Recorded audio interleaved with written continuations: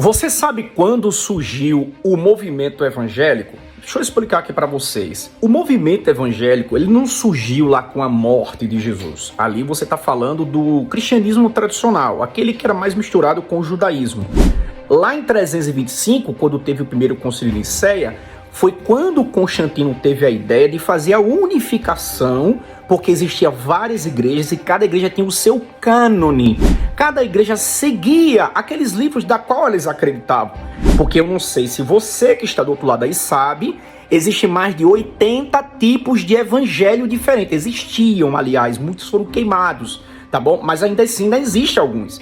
E no século XVI, mais precisamente em 1517, quando um cardeal escreve as 95 teses e cola na porta de Wittenberg, na Alemanha, onde ficava o papado, na época era o Papa Leão X, que estava obviamente vendendo indulgências para construir a Basílica de São Pedro, que ainda não existia o Vaticano. Então era lá em Wittenberg.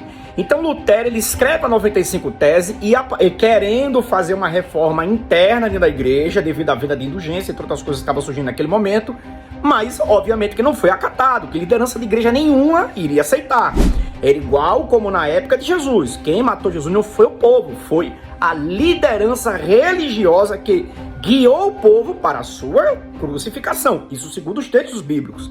Mas o que você não sabe, que o movimento evangélico surgiu somente em 1517 com Martinho Lutero. Aí, lógico, a partir dali se desmembrou da Igreja Católica Apostólica de Roma, que já havia tido o cisma de 1201, que foi o do ortodoxo para um lado e o catolicismo romano para o outro.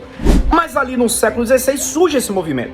Depois de Lutero veio Zwingli na Inglaterra, você tem João Calvino também ali na Suíça, você tem vários outros reformadores surgindo com a mesma ideia de Lutero, fazendo o seu próprio ministério. Qual a consequência disso? Esse meio mundo de doutrina, de interpretação que temos hoje, em que cada igreja é a certa. Se você é da Assembleia de Deus, obviamente que a sua igreja é a certa, o resto está errado. Se você é adventista do sétimo dia, você guarda o sábado, segue também a profetisa Ellen White, você está certo e o resto do mundo está errado.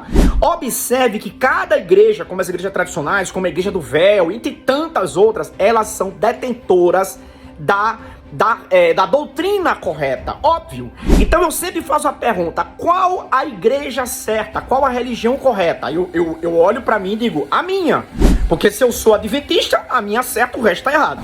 Se eu sou assembleano, eu estou certo, o resto do mundo tá errado. Então, meu querido, depois de Lutero, nós temos toda essa diversificação doutrinária que temos nos dias atuais. E você, o que acha de tudo isso? Você acha que Lutero acertou na fórmula do bolo?